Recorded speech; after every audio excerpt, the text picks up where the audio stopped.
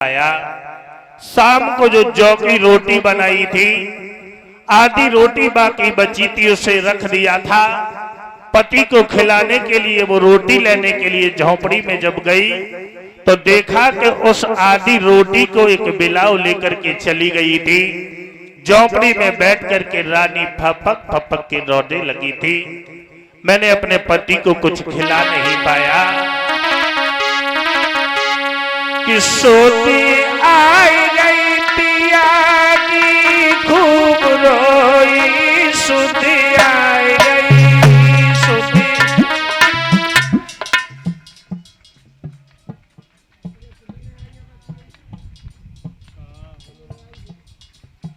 मुंह खोलो, कुछ बोलो।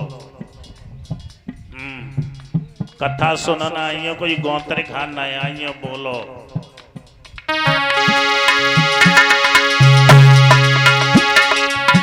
सुधी आई गई पिया की खूब रोई, सुधी आई गई सुधी।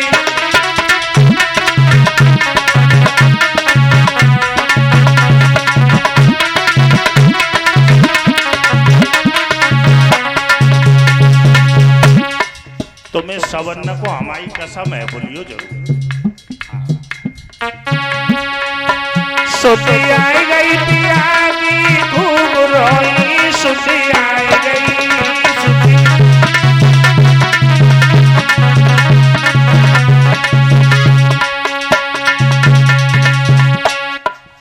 पीछे वाली अम्मा कहती है मर जाए तो का मेरे खानदान को मर जाए हैं? बोलो, बहू से लड़बे को नंबर आ जा तो बड़ा जोड़ लड़ती हो तो बोलियो जरूर। आज पिया मेरे भूखे चले गए, आज पिया मेरे भूखे चले गए। रोटी ले गई दिवैया निरमोई, सुधी आई गई सुधी आई गई पिया की खूब रोई, सुधी आई गई।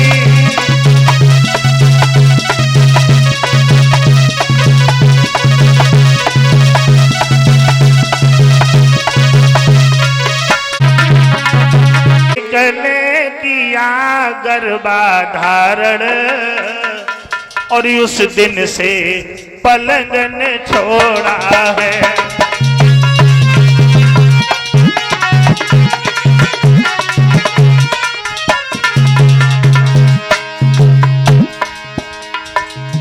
थोड़ा अंतर था, ज्यादा नहीं। एक ने किया गर्भाधारण, उस दिन से पलंग ने छोड़ा है। एक ने बराबर आजकल की खेतों का नाज बटोरा है।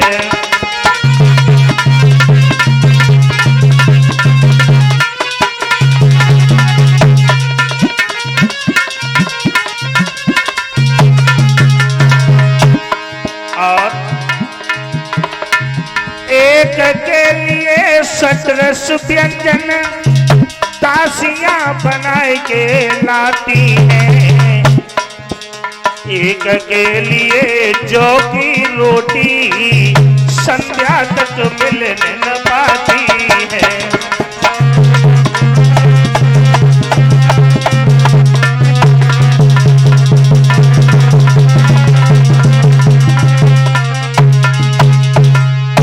एक सारे दिन पलंग पे पड़ी रहती है, दासियां भोजन बना के लाती हैं।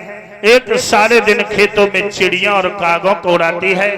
काग इधर पड़ते हैं तो रानी इधर भागती है, उधर पड़ते हैं तो उधर भागती है। शाम को भोजन मिल जाता है तो खा लेती है, नहीं तो भूखी लेट जाती है।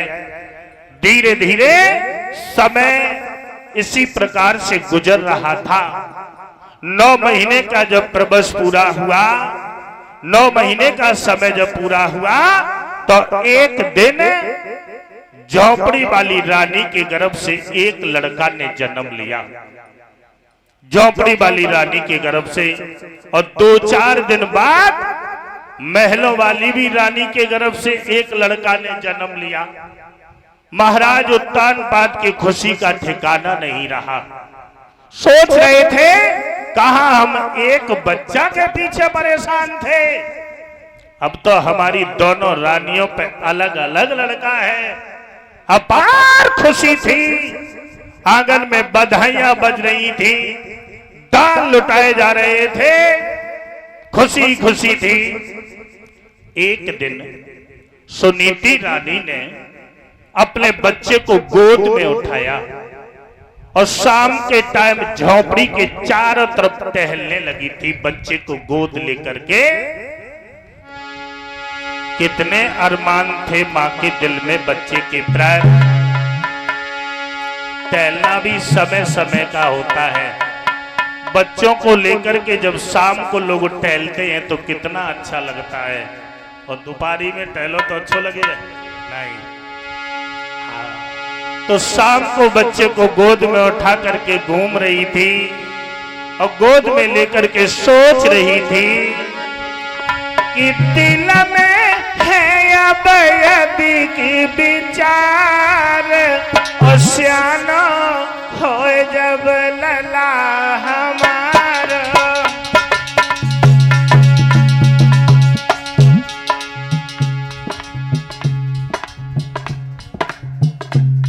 बोलो, तुम जो समझ रहे कि तुमने पैसा ले, तुम बोलो तो मिल जाए तो करके आधे आधे कर लिए, लेकिन बोलो हाँ।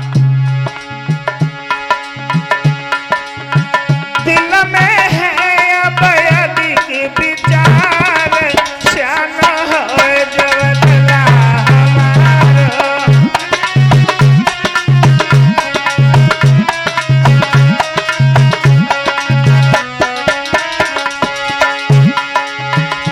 श्याम हो लला हमारा, तब कटिए दुख कराना।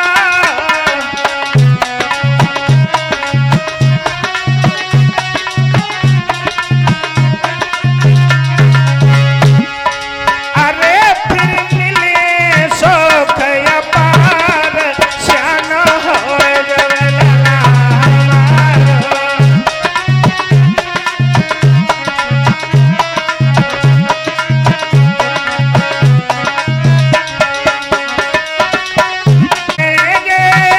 मेरे कांटे भी कलियां बनेंगे,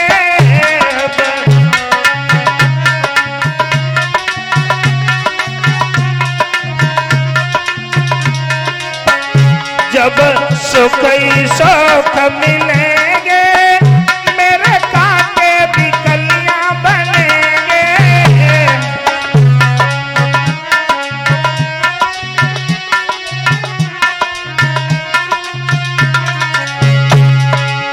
जीवन हंस हंस कटे हमार, श्याम हो जवला हमारा।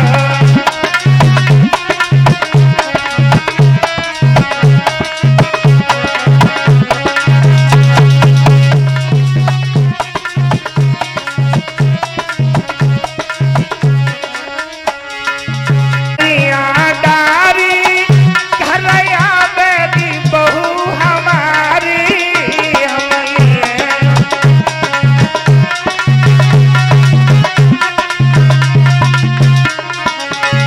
हम लिए भमरिया डू हमारी।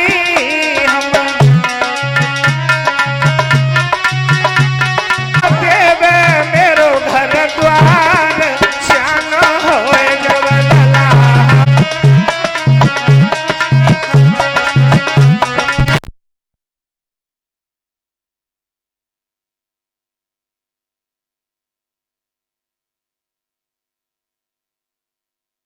मौसी होती है विष की बेली, और देख लिया घूमी जबाने में।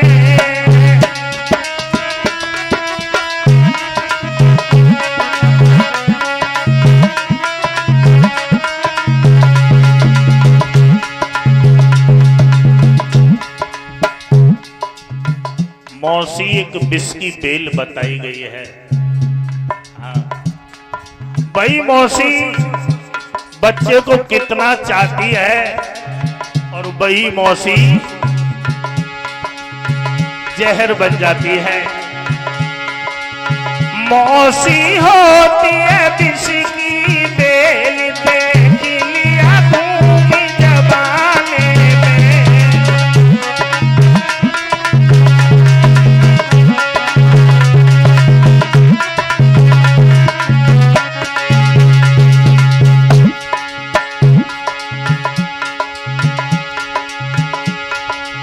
शंखपति की दुई थी नारी, पूरन मल पे आफती बारी।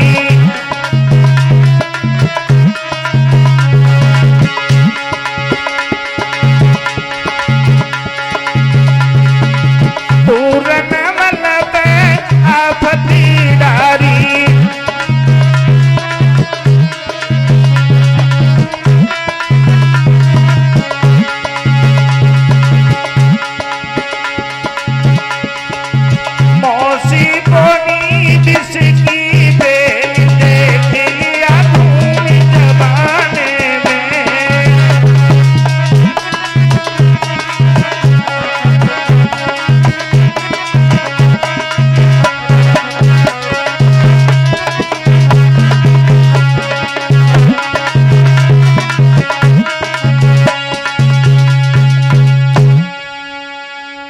ध्रुव मौसी के चेहरा को फटी फटी आंखों से देखते रह गए। आगे बढ़ के चले, अपनी माँ के पास में पहुंचे तो जवाब दिया, मैया आज मैं उत्तम भैया के साथ में मौसी के आंगन में खेल रहा था तो मौसी ने उत्तम भैया को बहुत मारा और ये कहा कि एक भिखमंगा के लड़के के साथ में तू खेल रहा है, गांव के सभी बच्चा मर गए। माँ ने जवाब दिया, बेटा तुम्हारी मौसी की आदत अच्छी नहीं है और तुम मौसी के आंगन में कभी मत जाना, क्योंकि तुम्हारी मौसी की आदत कुछ अच्छी नहीं है। इस प्रकार से समझाया और कहा वो राजा का लड़का है और तुम भिखारी के लड़का हो। भिखारी की इज्जत होती है, हमारी तुम्हारी कोई इज्जत नहीं, हम तुम भिखारी से भी कमजोर हैं। इस प्रकार से समझाया तो ध्रुव को ये बात 2-4 दिन याद रही, उसके बाद भूल गए। एक दिन ध्रुव फिर आगे बढ़े और उत्तम के पास में पहुंचे। उत्तम से जवाब दिया, भैया आज मौसी के आंगन में नहीं चलेंगे, आज चलेंगे पिता के पास, देखेंगे कि पिता कैसे राज्य चलाते हैं। दोनों भाइयों ने हाथ में हाथ डाला और उत्तानपाद की कचहरी में पहुंचे।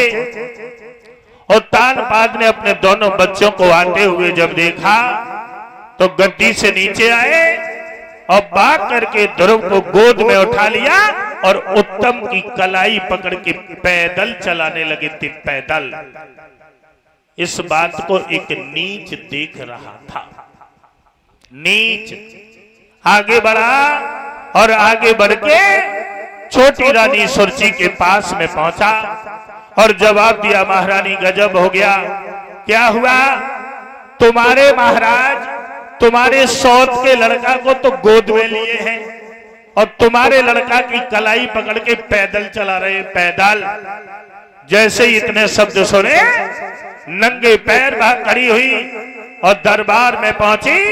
आगे बढ़ के ध्रुव के गाल में चटाक से यह तमाचा दिया और जवाब दिया, बेहा इस गद्दी के लायक तू है, इस गद्दी के लायक। और महाराज तुम्हारी बुद्धि बिल्कुल भ्रष्ट हो गई है, बिल्कुल भ्रष्ट हो गई है। एक गधा को सर पे चढ़ा रहे हो। बोली कि हट दूर खड़ा हो अरे दुष्ट, और किन के मुकाबले आया है।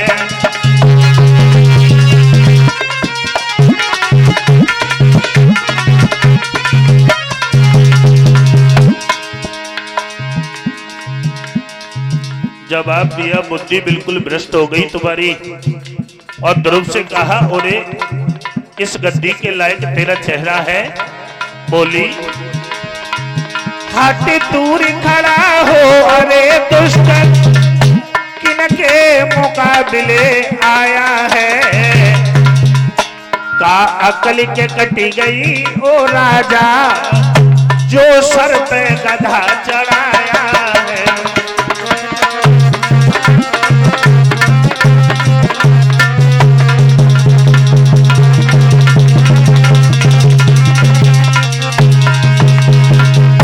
और जवाब दिया,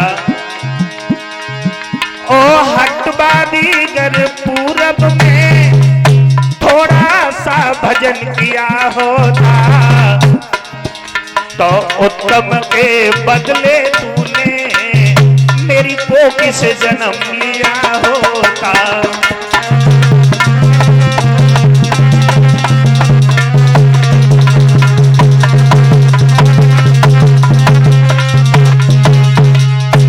जवाब दिया, और वे है इस गद्दी के लायक तू है। अगर तूने पूर्व जन्म में थोड़ा भी भगवान का भजन किया होता तो मेरे लड़का उत्तम के बदले तू मेरी कोख से जन्म लेता। ध्रुव मौसी और पिता के चेहरा को फटी फटी आंखों से देखते रह गए, कुछ बोल नहीं सके, रोते बिलखते हुए चले और अपनी माँ के पास में पहुंचे। माँ ने जब बच्चे को रोता हुआ देखा, बात करके गोद में उठा लिया और जवाब दिया, बोलो मेरे लाल तुम्हें किसने मारा है? ऐसी कौन सी माँ है जिसे बच्चे का दुख दर्द नहीं है, और ऐसी कौन सी आंखें हैं जिन आंखों में पानी नहीं है? रोकर के माँ बोली कि किसने मारा है मेरा दुलारा,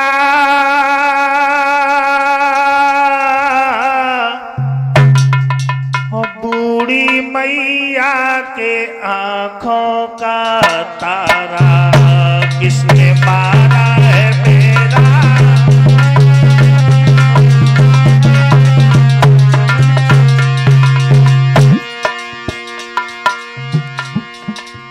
बोलो मेरे लाल तुम्हें किसने मारा?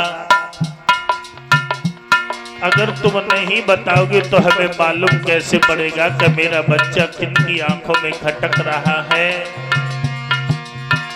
किसने मारा है मेरा दुलारा,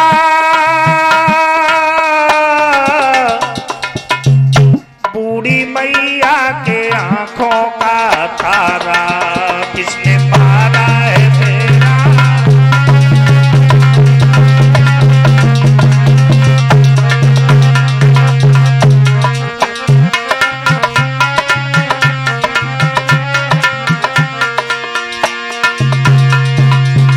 रात भर का ये मेहमान अंधेरा,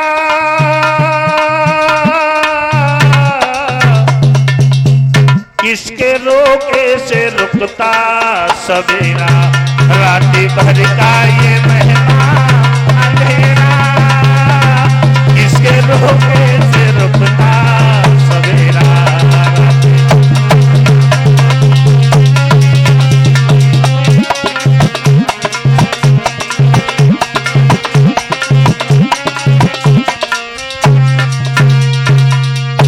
जवाब दिया, बोलो मेरे पुत्र तुम्हें किसने मारा है? ज्यादा जब कहा तो रोकर के ध्रुव बोले, मैया कोई दीगर इंसान नहीं है, घर के ही व्यक्ति ने मारा है। माँ बोली, बताओ। तो रो के जवाब दिया ध्रुव ने, सुनो माँ, कि रोए रोए काट ध्रुव महाराज, मैया मोए मौसी ने मारो।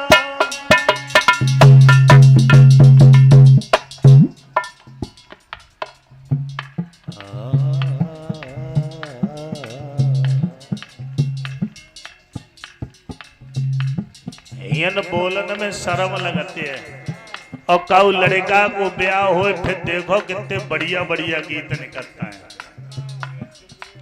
का होकर तो एक लोटा में रस्सी बांध के कुआं पे जाओ करती हैं। नकटोरो नकटोरो हो तो कि नाक कटोरो हो तो।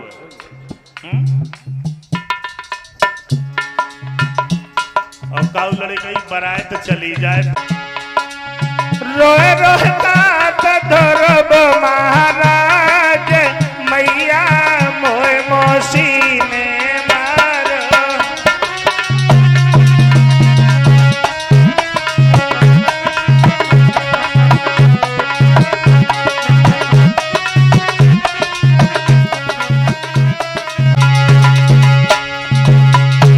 मोए पिता गोद बैठा मौसी ने थपेड़ा मारा।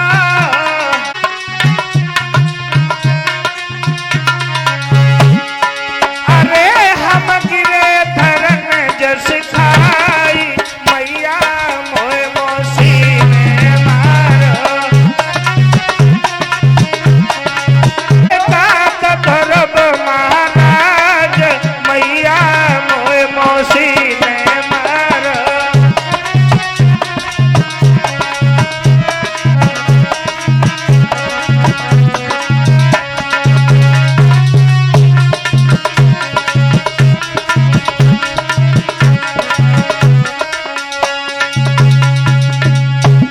जवाब दिया ध्रुव ने रोकर के, मां मुझे मौसी ने मारा है और मौसी के मारने का हमें कोई गम नहीं, कोई दुख नहीं। दुख इस बात का है मौसी मारती रही और पिता खड़े खड़े देखते रहे। मां कहने लगी बेटा वो तुम्हारे पिता होते तभी तो तुम्हें बचाते। ध्रुव कहने लगा भैया फिर मेरा पिता कौन है? मां ने जवाब दिया बेटा तुम्हारा पिता वो है जो सारे संसार का पिता है। कहां रहता है? जवाब दिया हर जगह है, मेरे अंदर है। तुम्हारे कृत में एक शब्द आया है माता निर्माता भवती। मां बच्चे की पहली कक्षा हुआ करती है। मां अगर चाहे तो अपने बच्चे को राजा के योग्य बना दे और मां अगर चाहे तो उसी बच्चे को एक गधा के योग्य बना दे। मालिक मालिक इशारों कर रहे हैं कि तुम का बने हो।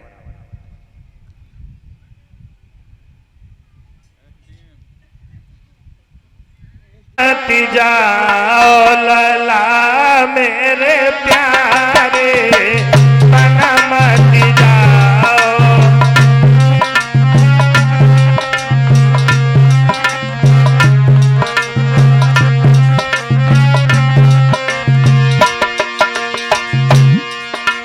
बनमति जाओ लला मेरे प्यारे, हट के मात तुम्हारी बेटा, हट के मात तुम्हारी।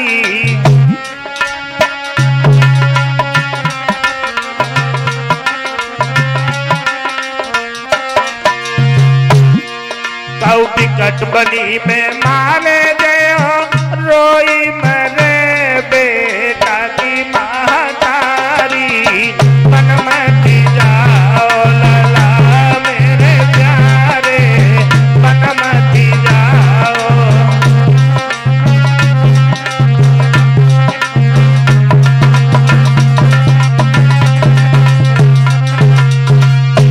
जवाब दिया बेटा जंगल में शेर जानवर बहुत रहते हैं।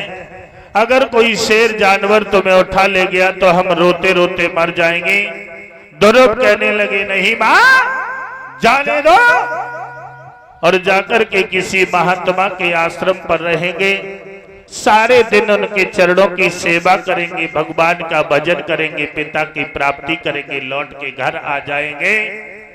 मां ने बहुत समझाया तो ध्रुव ने हाथ जोड़ के जवाब दिया है मैया मेरे जाने के बाद में रोना मत। जिंदा रहे तो लौट के आएंगे, मर गए तो रोना मत मां, बिल्कुल मत रोना। बोले कि जिंदा मैया रहे करे तो फेरी।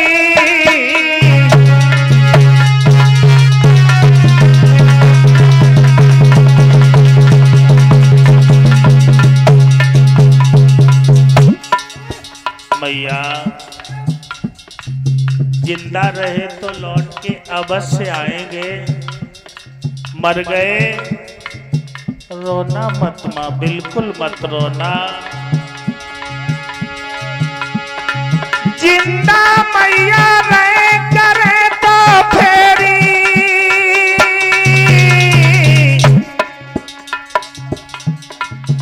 नहीं ले ले तू प्रणाम, नहीं ले ले तू प्रणाम, आखिरी मेरी नहीं ले ले तू प्रणाम।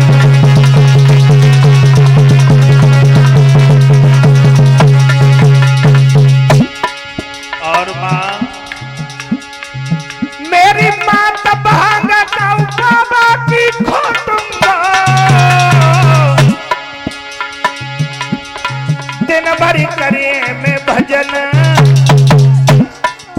दिन भरी करिए में भजन, शाम को चरण दबाऊंगा, दिन भरी करिए में भजन।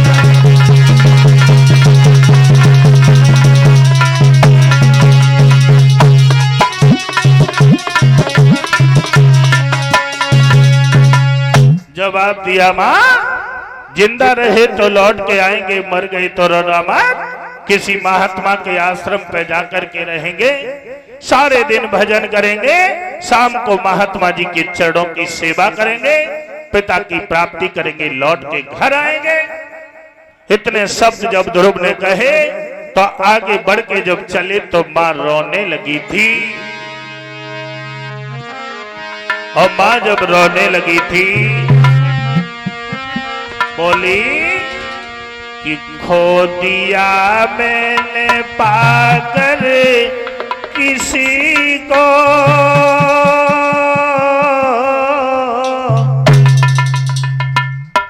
आग लग जाए इस जिंदगी को, खो दिया मैंने पाकर।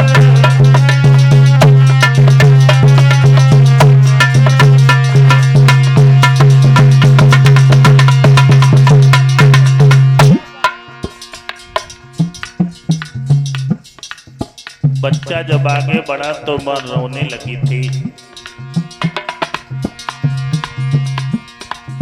हम ना होते ना दुनिया होती,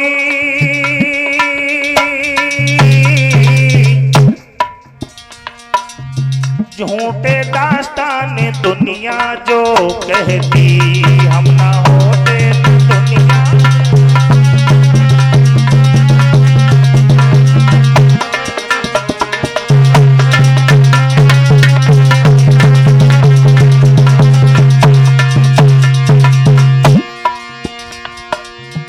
होठ तरसेंगे मेरे हंसी को,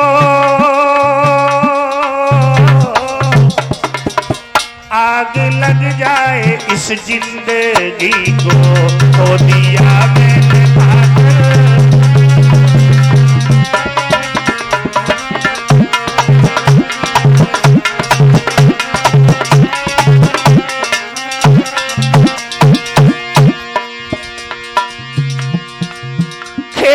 किस्मत ने क्या क्या दिखाए,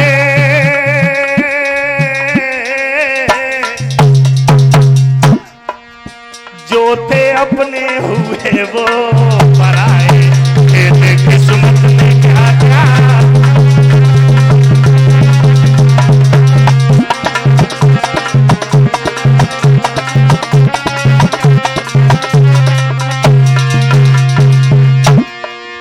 सम्मा रोएगी अब रोशनी को, आग लग जाए इस जिंदगी को, खो दिया मैंने पाकर।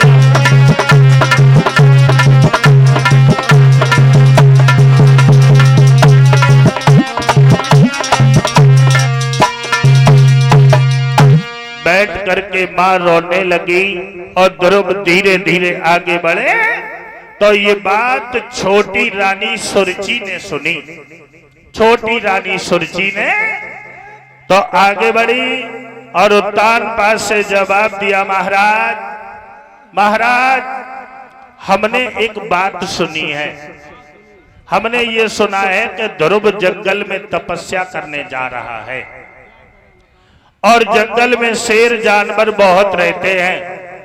अगर ध्रुव को कोई शेर जानवर उठा ले गया तो दुनिया के लोग ये कहेंगे कि महाराज उत्तान पाद ने अपना बड़ा लड़का मरवा दिया क्योंकि घर में सौतिया डाह था, कलंक लगेगा, उसे रोको।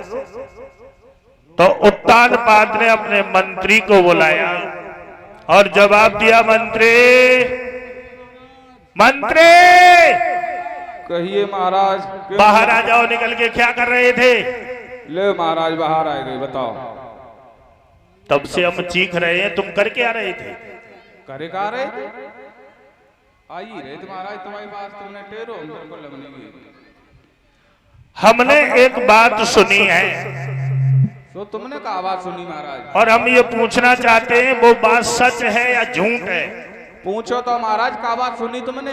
हमने ये सुना है कि ध्रुव जंगल में तपस्या करने जा रहा है। महाराज सुनी तो मुंह नती है, लेकिन यहाँ तक तुमने सुनी तो तुमने हमें क्यों ना बताई जो बात? पता तो आ रहे महाराज, तो हमने या सोची मैंने पूरी निवासा कर ली, फिर देखिए फुर्सत बात बहुत करता है, पैसे लेता हूँ। मंत्री कहो महाराज। ध्रुव को जाकर के रोको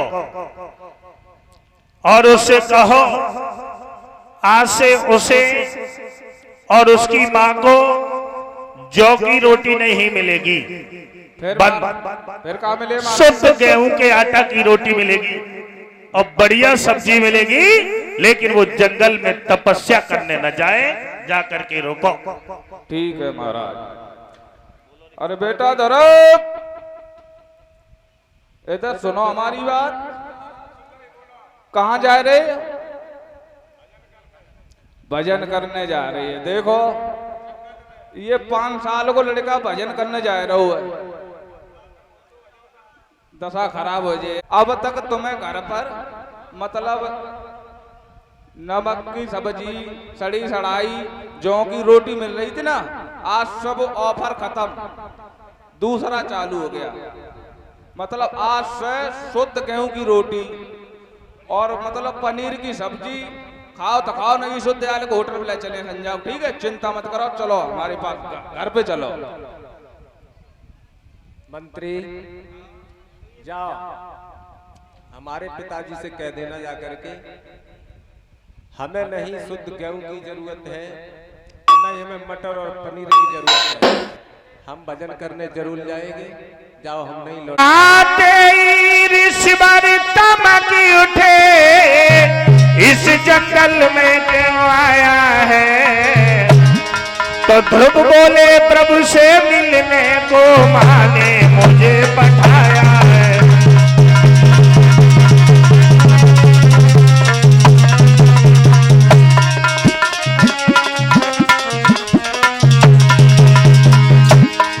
देव ऋषि नारद ने जवाब दिया, और नादान बालक, आगे शेर जानवर बहुत रहते हैं, कोई शेर जानवर तुझे ले गया तो तेरी मां रोते रोते मर जाएगी, पीछे लौट जा।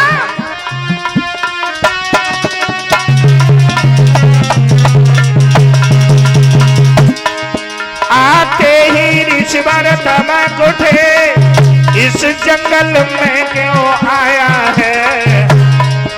तो ध्रुव बोले प्रभु से मिलने को माने मुझे पठाया है।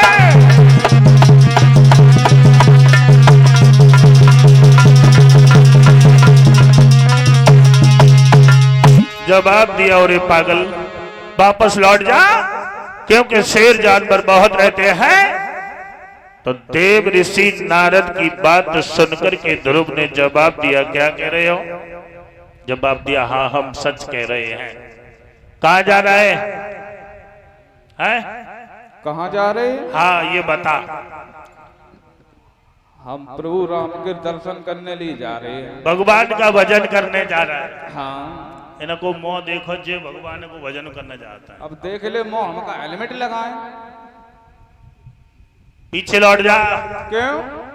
आगे शेर जानवर बहुत रहते हैं, आगे अगर कोई शेर जानवर ले गया तो तेरी माँ रोते रोते मर जाएगी।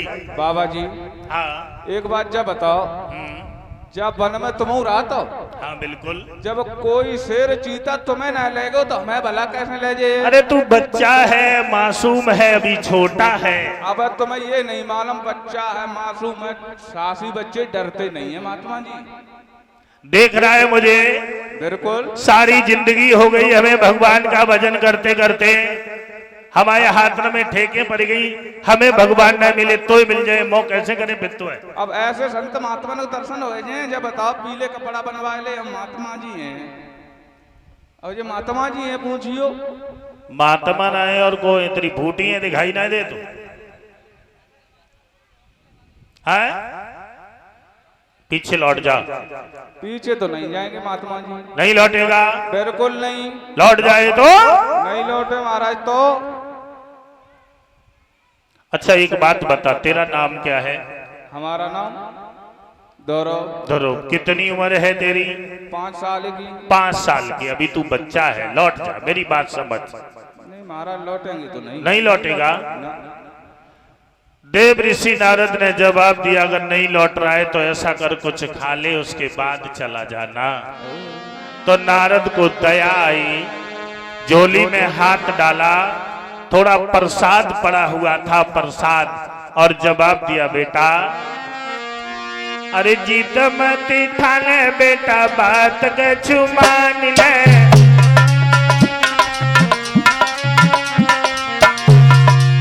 जिद मत ठाने बेटा, बात का छुमान ले, थोड़ो सो प्रसाद बेटा संत को तू पाए ले।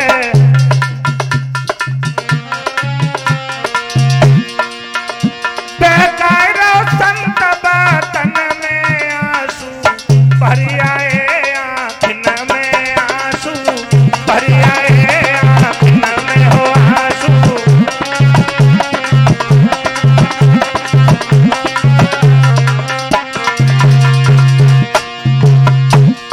बोलो है कुमर गाए संतर गाए, बोलो है कुमर गाए संतर गाए,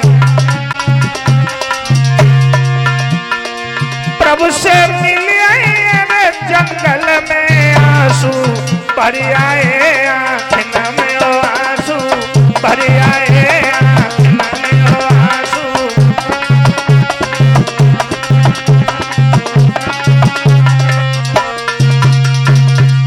जवाब दिया, बेटा ये प्रसाद है, प्रसाद खा लो, उसके बाद चले जाना।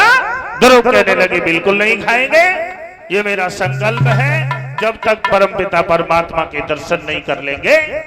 तो उसी समय नारद ने जवाब दिया, ध्रुव एक बात बताओ, तुम भगवान का भजन करने के लिए जा रहे हो और तुम्हारा कोई गुरु है या नहीं है?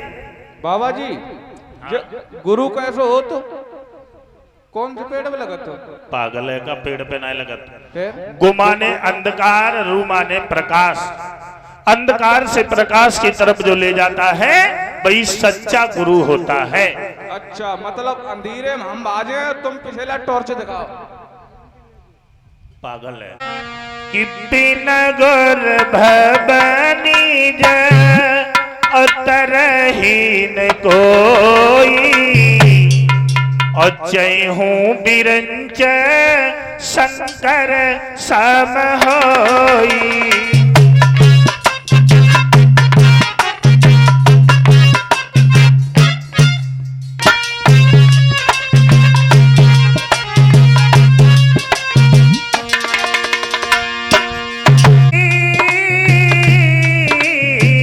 जय हूँ बिरंच शंकर सम होई। राम सिया राम, सीता राम सिया राम, राजा राम जय जय राम राम।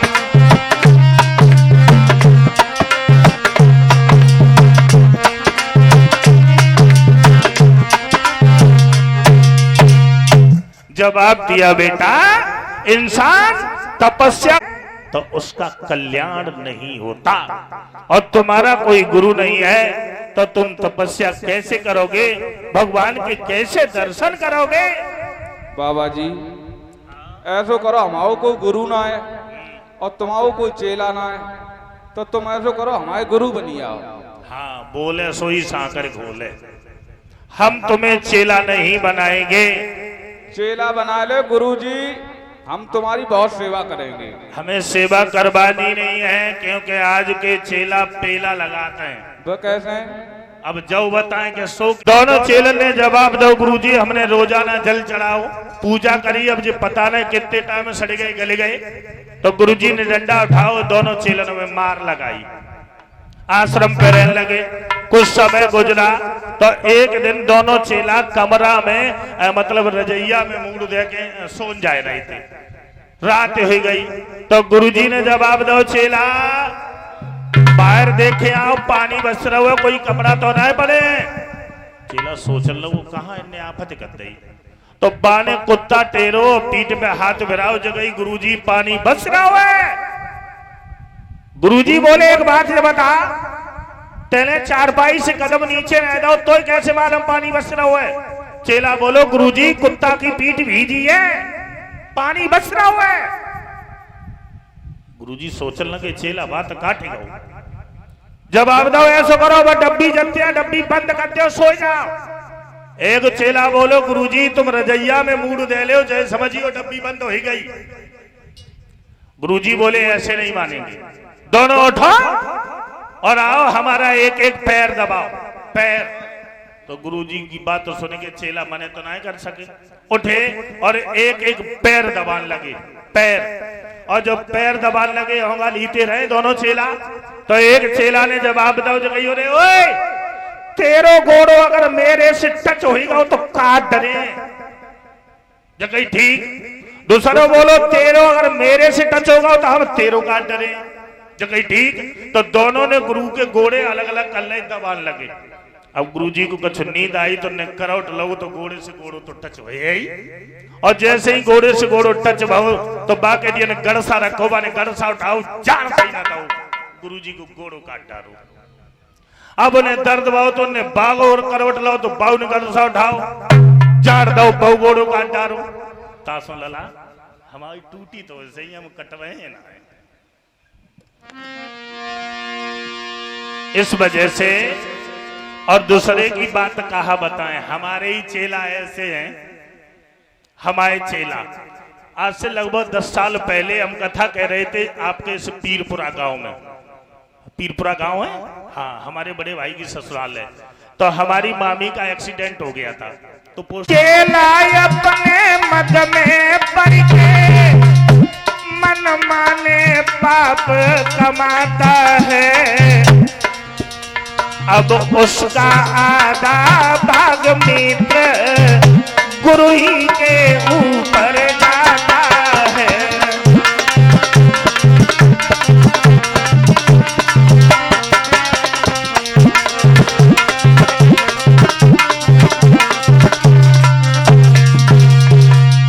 इस वजह से हम तुम्हें चेला नहीं बनाएंगे, क्योंकि चेला अपने मद में पड़ के मनमाने पाप कमाते हैं और उसका आधा भाग जो होता है वो गुरु के ऊपर जाता है।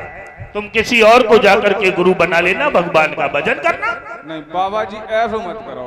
अगर तुम्हारी पढ़ाई में अगर हम पास हो जाएं तो बना लियो, अगर फेल हो जाएं तो धक्का मारे बजा दियो, बना लियो 5 गज। क्योंकि तुम हमारी कही हुई बात पे चल नहीं पाओगे। बिल्कुल चलेंगे। चलोगे? बिल्कुल।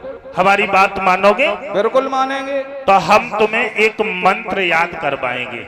मंत्र दोगे? हाँ। जा मैं दे दे। हम मंत्र याद करवाएंगे, मंत्र दिया नहीं जाता है। अच्छा, याद किया जाता है। अच्छा। और पहले हम बोलेंगे, उसके बाद में तुम बोलना। ठीक है। कहो ओम। बोलो। ओम। बोलो। ओम नमो भगवते वासुदेवाय। Same to you.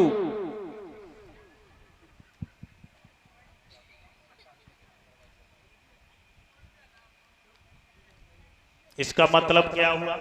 मतलब तुमने ज्ञान दो मैंने वापस कर दो। इतने अर्राटे भर हैं, जब बताओ इतनी जल्दी कोई पूछो कर, धीरे धीरे बताओ। ओम नमो नमो भगवते भागते फिरे भगवते भगवते बाण हरि हरि बचपन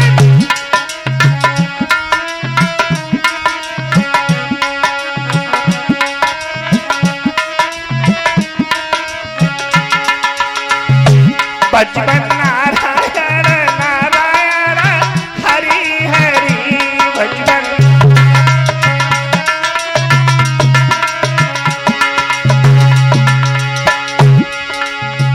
जो नारायण नाम लेते हैं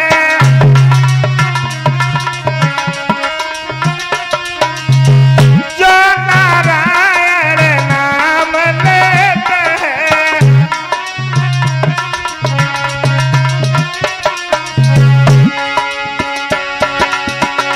अरे पाप होता सब नारायण श्रीमन नारायण नारायण हरि हरि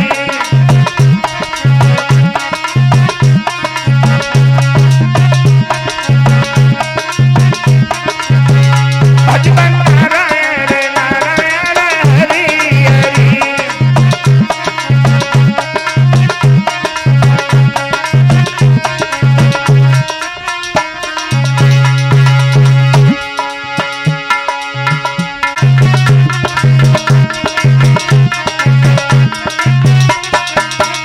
ओरी घर मत कहिया जाए मेरा दिल लगा बसुरिया वाले से जा यशोदानंद दुलारे से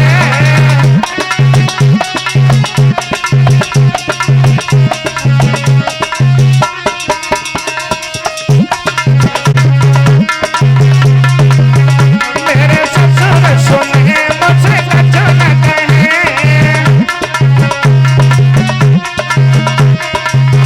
सासुलिया करेगी बदनाम मेरा दिल लगा बसुरिया वाले से जा यशोदानंद दुलारे से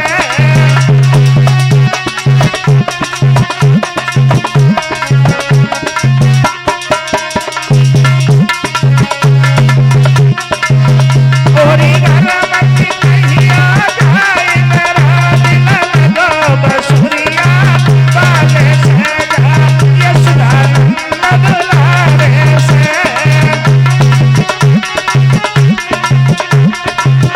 बसुरिया वाले से जा यशोदानंद दुलारे से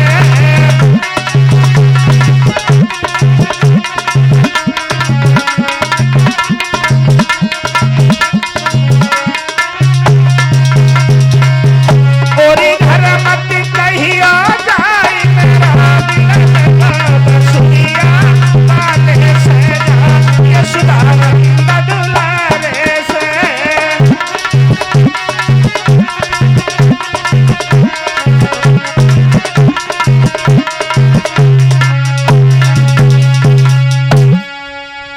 जवाब दिया है मैं जा रहा हूं तू मंत्र याद नहीं कर पाएगा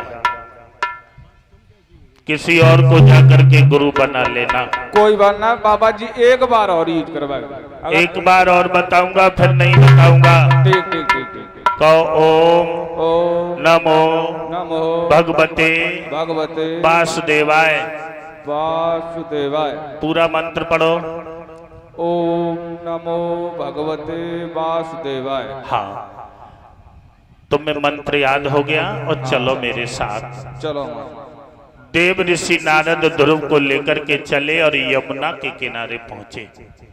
यमुना के किनारे जाकर के नारद ने ध्रुव की छोटी सी परण कुटी बनाई थी। परण कुटी छोटी सी ध्रुव की परण कुटी और यमुना तट पे दिखलाती है यमुना।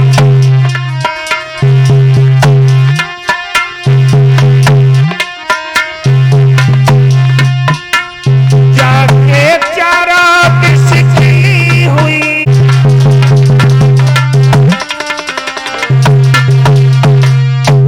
छोटी सी परड़ कुटी बनाई और ध्रुव से जवाब दिया, बेटा ध्रुव, जो मंत्र हमने तुम्हें याद करवाया उसी मंत्र का तुम्हें जाप करना है। भगवान का रूप सांवला है, घुंघराले बाल है, यही पहचान है। ये बात कहकर के नारद चले गए तो ध्रुव ने अपनी पहली समाधि लगाई। तो ध्रुव की पहली समाधि 27 दिन की बताई गई थी। 27 दिन बाद जब नेत्र खोले तो देखा कैथ का फल पड़ा हुआ था, कैथ का। उसे उठाया, ध्रुव ने उसमें मुक्का लगाया, गूदा निकाला, खाया, पानी पी के फिर खड़े हो गए। उसे नहीं उठाया, उसके पत्ते उठाए और हाथ से मीड़ करके फंकी लगा के पानी पी के फिर खड़े हो गए। तब तक नारद आ गए और नारद ने जवाब दिया, बेटा कहोगे तब तुम्हें भगवान की प्राप्ति होगी। ये बात कह करके नारद चले तो ध्रुव अपने एक पैर पर खड़े हो गए। श्वास को खींच करके जब माइंड में रोका तो सारे संसार में हाहाकार मच गया था। ऐसा ही नहीं कि जब ध्रुव ने खींची प्राण वायु तो हवा रुकी त्रैलोकी की, और कोहराम मचा ब्रह्मांड हिला, दम घुटने लगी प्राणियों की।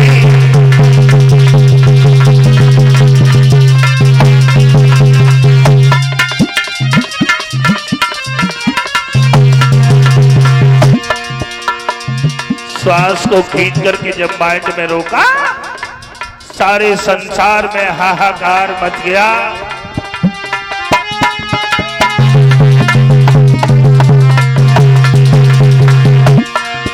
जब ध्रुव ने खींची प्राण वायु तो हवा रुकी त्रैलोकी की, कोहराम मचा ब्रह्मांड हिला, दम घुटने लगी प्राणियों की।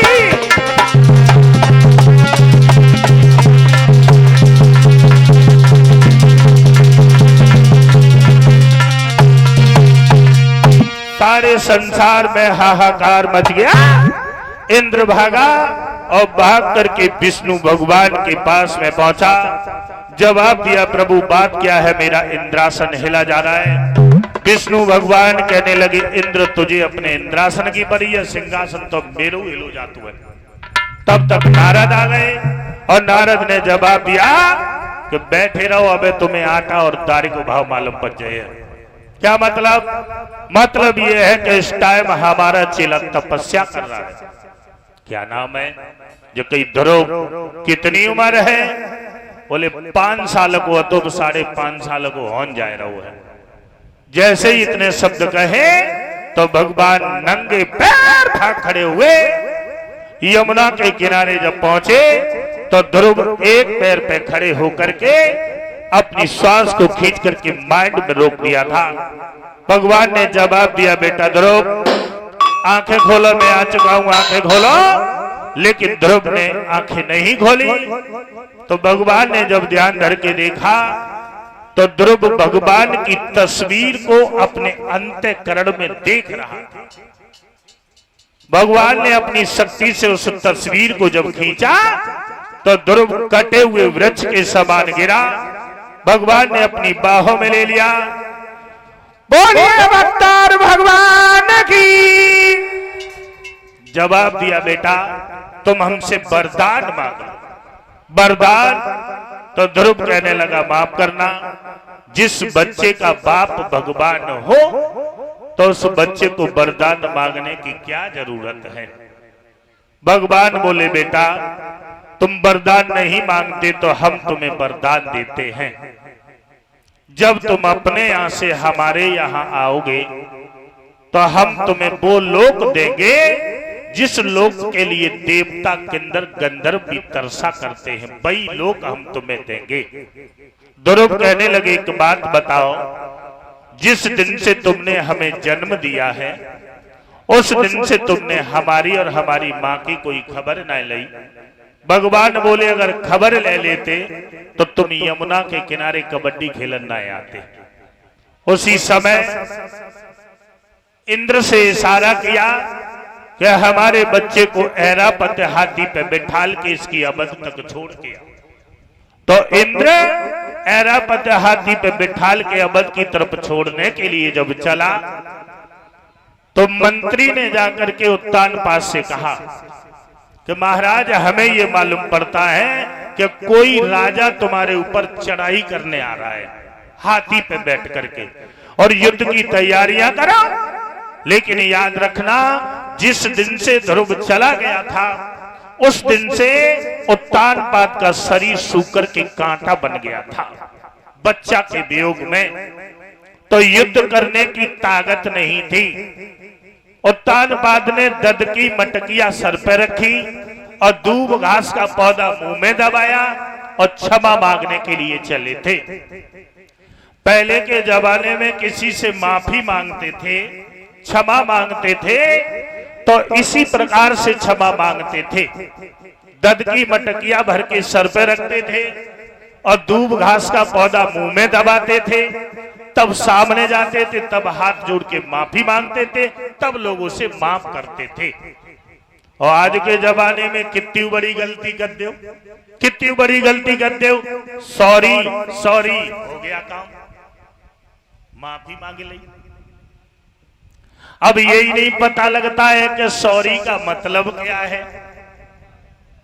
एक दिन की बात बताएं, हम छोटे रहे तो हमें बरात करने को बड़ा शौक होता, कोई कह दे तो चले जाते, न कह दे तो ट्राली में लटक लेते। तो एक दिन हमारे गांव से एक लड़का की बरात गई तो हम बैठी गए, नहाए नहाए नए नहाए वैसे ही चल गए। तो बा में एक लड़का बैठो रहे, नई उम्र को रहे, तो वो सिगरेट पियता तो, और एक बड़े बूढ़े बाबा बैठे, नई धोती पहने आते। तो बा ने सिगरेट पी और सिगरेट पियन वाओ चुटकी बजाओ करतू है, और चुटकी बा ने बजाई तो सिगरेट की आगी गिरी तो बाबा की धोती में छोटो सो सूरा कोई गो, धोती जल गई। बाबा चीख पड़े गई, क्या करते हो, धोती जला गई। वो लड़का ने पढ़ो लिख हो रहा है, तो बा ने कही, बाबा सॉरी सॉरी। बाबा अनपढ़ थे तो समझ ही नहीं पाए, चुप्पा बैठे गए। फिर बा ने सिगरेट पी, फिर आगे हलाई तो दूसरी जगह गिर गई, दूसरो सूरा कोई गो। फिर बाबा चिल्लाए पड़े, तो बा ने कही, बाबा सॉरी सॉरी। अब बाबा अनपढ़ सॉरी को मतलब ही ना जाने। अब बाबा कहा करते थे कि बे चिलम पियत थे। अब उनने निकाल ली चिलम अपनी, और ट्राली में चिलम भल ही चिलम पियत रहे। और जब चिलम खत्म भई तो गुस्सा में आए के बाबा ने बस चिलम की आगी बाके पेंट पे कुद गई, और पेंट पे जब कुद गई तो पेंट में जू बड्डा सूरा कोई गौ। लड़का भड़बड़ाओ और जी बाबा क्या करते हो, पेंट जला दिया।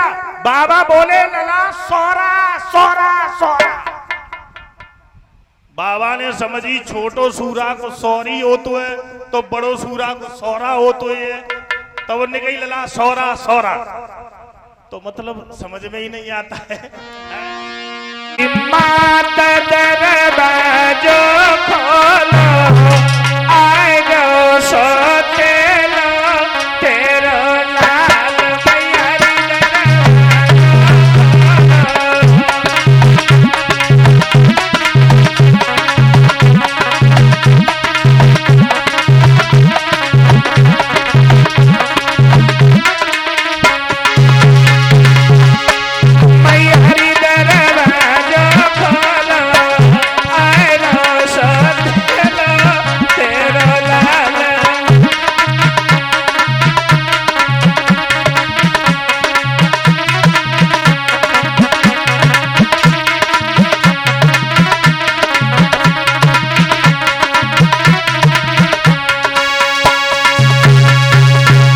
ध्रुव ने विनती की तो मौसी ने दरवाजा खोल दिया।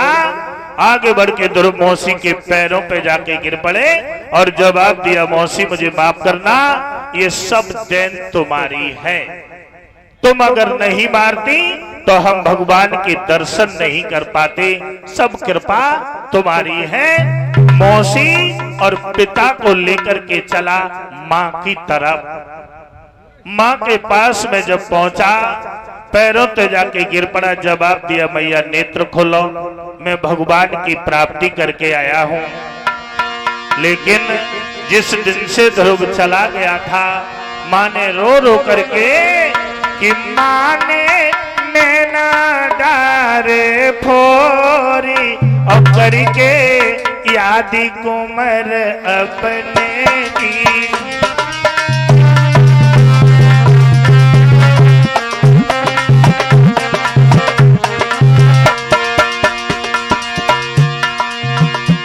करियादी कुमर अपने की, करियादी कुमर अपने की।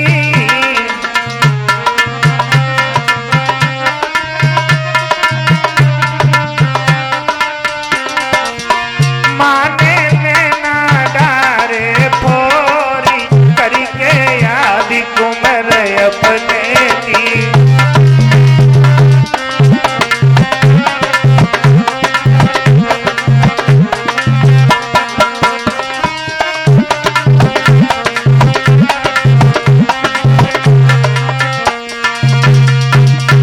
रोते रोते नेत्र दोनों फोड़ दिए थे। माँ ने जवाब दिया, बेटा ध्रुव, हमें तेरी बात पे विश्वास नहीं है कि तू भगवान के दर्शन करके आया है। विश्वास तब होगा कि हमें भी भगवान के दर्शन करा। जैसे ही इतने शब्द कहे तो देखा जगह साफ थी, तो ध्रुव खड़े हो गए और हाथ जोड़ के वही द्वादश मंत्र पढ़ा था, ओम नमो भगवते वासुदेवाय। और जैसे ही द्वादश मंत्र पढ़ा, सोई चतुर्भुजी भगवान रे आंगन में बन के आए।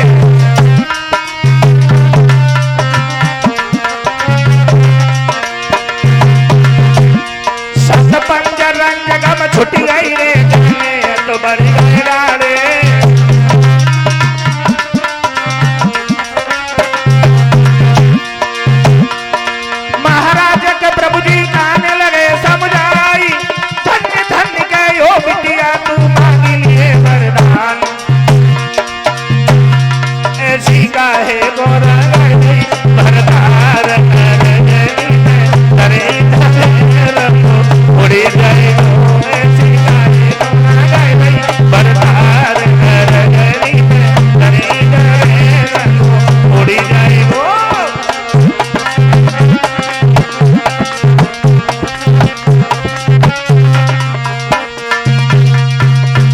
द्वादश मंत्र पढ़ा, भगवान चतुर्भुजी रूप में आए और जवाब दिया, बेटा हमें कैसे याद किया।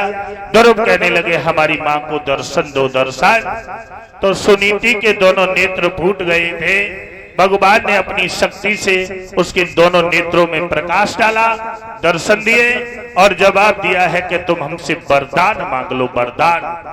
तो सुनीति कहने लगी, महाराज वरदान देना चाहते हो तो इतना वरदान दे दो कि जब जब हम पृथ्वी पे जन्म लें, जब जब जन्म लें, जितने बार जन्म लें, तो जय लड़का मिले, जय पति मिले और जय सौत मिले।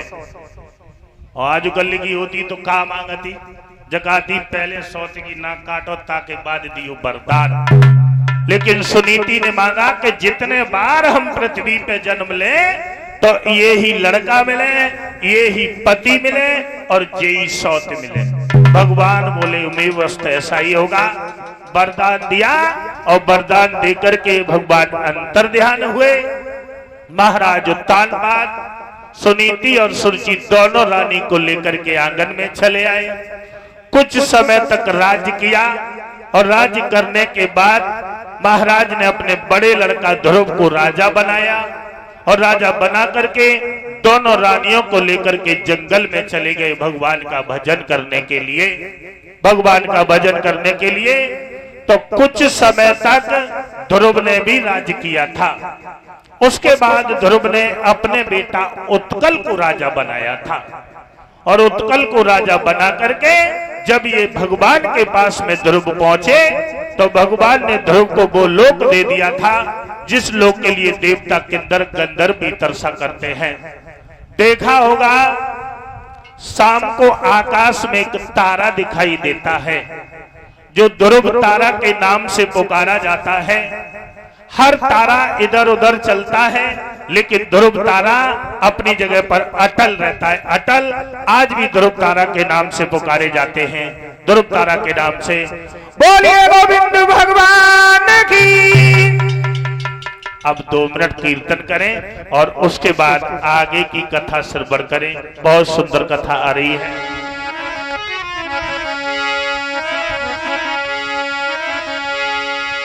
ताली बजा के कीर्तन बोले।